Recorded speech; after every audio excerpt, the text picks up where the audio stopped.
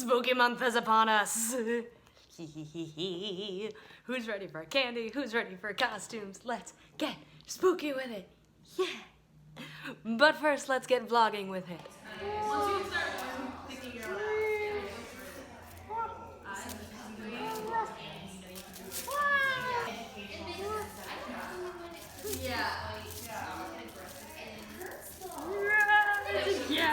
We are entering the final stages of September. Woo, lighting shift. I am on my way to walk one of my favorite doggos.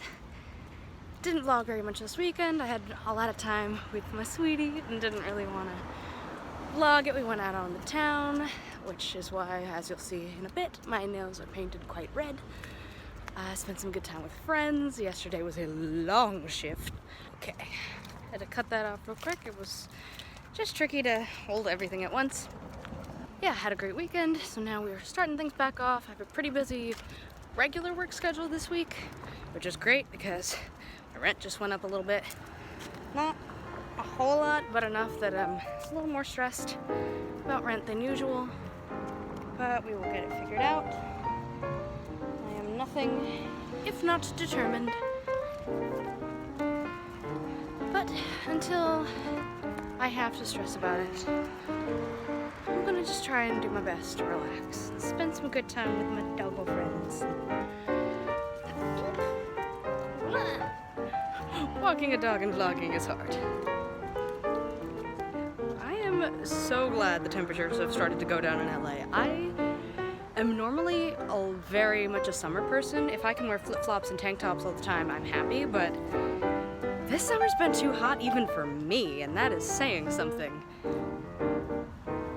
Plus, it's nice now that I can wear most of my wardrobe again, because while I love to live in tank tops and shorts and all that, a lot of my wardrobe is not that, because I grew up in the Bay Area, so I'm used to having to have a wider variety of tops. Like, even though this shirt's pretty thin, with how hot it's been in LA, I haven't been able to wear it, because even this would be too hot. And I'm still a bit toasty today, but it's getting down to a temperature that, woo, how do people vlog outside? It's getting down to a temperature that I can start wearing these things again, which is really nice. I've missed being able to wear my clothes. Here are the aforementioned red nails. I like how they're shiny. It's a little harder to tell in the light just how shiny they are, but when you look at it, they have a little bit of a sparkle to them. I'm not usually one to paint my nails. At least for most of my life, I wasn't at least, but since going through this process of becoming Puck, I've started playing with it more and just experimenting with colors and all that good stuff. Not a whole lot. Woo! Hello, lighting shift. But just kind of in my comfort zone, reds, blues, and greens. Just to see what that does to my character development and how I approach being Puck and all that good stuff. But we still haven't quite pinned down what I'm going to be wearing for Puck. I did ask Dalen, the director, that the other week.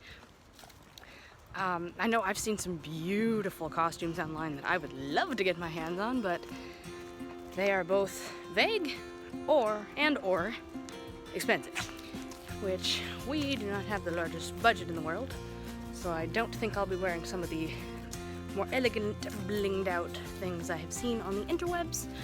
Sadness. But I am sure we will find something beautiful and fun for me to run around in. I want to make the case for pants, but I don't know what they are envisioning yet. I just think pants would work a lot better for how much movement I so far have found in Puck. Puck is very fluid, and being able to kind of just move around and flail whatever limbs I want to, and sit on the floor and then jump up and run across and leap and flail and all that good stuff could work in a skirt, but I don't think Puck would restrict herself with a skirt, nor would she feel the need to conform to that specific idea of femininity, because I don't think she cares about seeming femme or masculine. She's Puck. She is who she is going to be, and if she chooses to run around in a skirt and a corset, great. If she chooses to run around in pants, a full-on waistcoat, and tailored suit situation, also great, but I don't think she leans toward either specific end of that. I think she resides somewhere in a comfortable middle, where she can just be herself. You ready? You want the ball? Go get it! Yay, baby! Apparently, I cannot be trusted to hold a coffee cup in my hand, because like two other favorites of mine in the last couple of months, I dropped it. And like the other two, now the outer layer, which has the little cactuses, and the inner layer for insulation are no longer connected, and a little piece of plastic is missing.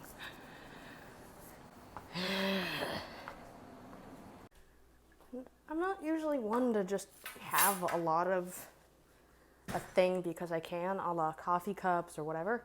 I usually only get the things I like and that I know I'm going to use. So when I keep breaking these, it makes me sad because I like my stuff. I like the things I have.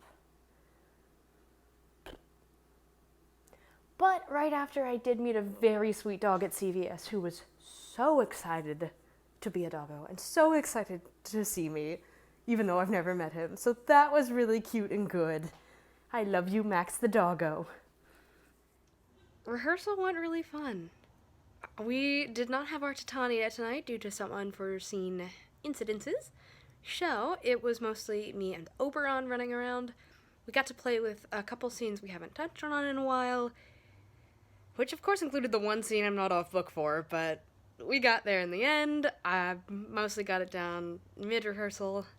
Had a lot of fun playing with the physicality of Puck again. We're pulling it back a little, as I leaned more toward the dancer side of fluidity, whereas we want to pull it more toward a creature-like fluidity. If any of you were at Haunting of Hannon year before last, when I played the darkness, we're going to be pulling it a bit toward that, minus the murderous creepiness of the darkness, which ought to be fun to play around with. I'm excited to see how it goes. I know I've gone a little ham on telling you exactly how excited I am to get into costume, but that's going to be partly the focus of, or fully the focus of, this week's advice section. If you're in a production, Shakespeare or otherwise, that has a very specific costume style, be it a period piece wherein you're in like hoop skirts and something, or something really stylized, or even in jeans and a t-shirt, right? I cannot encourage you enough to start practicing in clothes that are either similar to or are just straight up of that style. Because as I've noticed with Puck and as I've noticed with characters in the past, if you get used to running around in, say, jeans and your favorite tank top, and your character is actually wearing a very structured corset with a hoop skirt that hangs out 5 feet around you on either side, right? That is going to make for a very different physical experience for you and will impact not only how you play the character, but how you hold yourself as the character, how you interact with the other players in your show. It affects more than you think. And yes, the more dramatic costumes will have more of that effect. Going from pants to a giant hoop skirt is going to be a big transition for anybody, but for something as simple as we're going to probably end up in just pretty cool looking shirts and pants for Puck, I have been encouraged and will start to, in rehearsal, play more in like leggings kind of pants as opposed to jeans or shorts, because that's the route we're thinking of taking it, and just having pretty simple pants and let the shirt be the embroidered part. And I've been running around in shorts, and I've already noticed in doing so, I am a bit more free, obviously, physically, in shorts, so wearing long pants for the character has already made me notice, okay, certain moves I can or cannot do, certain moves feel different on my body when I do them, in the different clothes. I practiced the other night in a long sleeve shirt for the first time, and that really changed it. For me as an actor, because I've been running around usually in like t-shirts or tank tops, and having a tighter t-shirt that fully goes down my arms, I noticed how warm I got, because my puck interpretation is pretty active. I noticed how I move my arms and how I possibly can't move my arms. The jacket I'm wearing for Philostrate, for example, I can't like do this as Philostrate. I have to be very small in my movements, which works for how we're interpreting the character, but if your clothes might even in the slightest way impact how you're presenting your character, get into the style of clothes or the straight up real clothes as soon as you can and start practicing. The sooner you start practicing with your costume or a lookalike of your costume, the more prepared you'll be when you finally hit that stage. Because, and I'm gonna keep using the hoop skirt analogy, if you're wearing that giant 5-foot hoop skirt, the longer you've had to practice with it, or with one like it, the more comfortable you'll be by the time you hit the stage. Now maybe your character is supposed to be uncomfortable in it, in which case maybe take the initiative to take less time in it. But if you're in a period piece and it's supposed to be that your character is always wearing a hoop skirt, we as modern people aren't used to that feeling. So if you only get a couple practices in it, you're gonna feel uncomfortable and that's gonna show on stage. It's weird for you, but it wouldn't be weird for your character. You know what I mean? I've been practicing more barefoot as Puck too, because even though I want to keep my shoes on, because the stage we're working on is a little gross, it needs a good mopping, shall we say. But Puck doesn't have shoes, and that really impacts how I play. In shoes, I have a blunt edge. If I want to go on my tiptoes, I have an easier way to do that. If I want to sneak in, shoes are louder versus barefoot, where I can be more stealthy. Little things like that will change little things along the way, and enough little things add up to become how you play your character. Because you may not think it's much, but audience member number 742 is gonna notice if you feel weird not wearing shoes for your fairy, or if you're adjusting that corset that just doesn't feel right on you. Because there are always going to be eyes on you. If you are on stage, there is someone watching you. Period. But Emily, my parents didn't come to this show, and like none of my friends are here tonight, so no one's gonna watch me. I don't care, and you're wrong. There is always going to be someone with their eyes on you. Whether you're the lead, or you're playing a waiter in 2 scenes, there will always be one audience member that goes, hey, that waitress seems kind of cool. I wanna watch what she does. I don't know why, just my eye goes to her. She seems cool. Right? So then you may not think anything of it if you drop character just standing there or like daydreaming.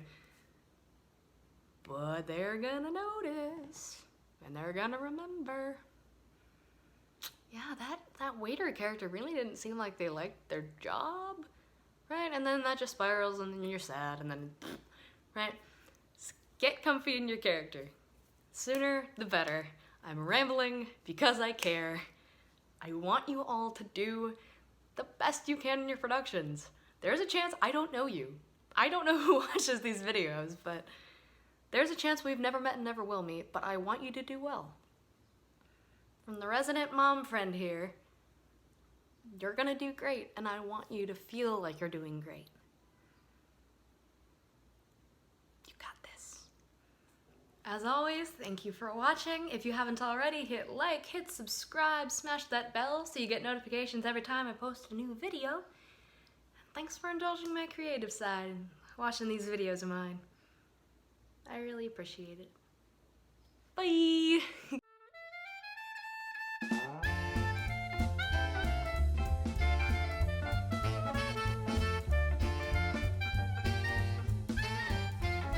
I got decorations. It's spooky time.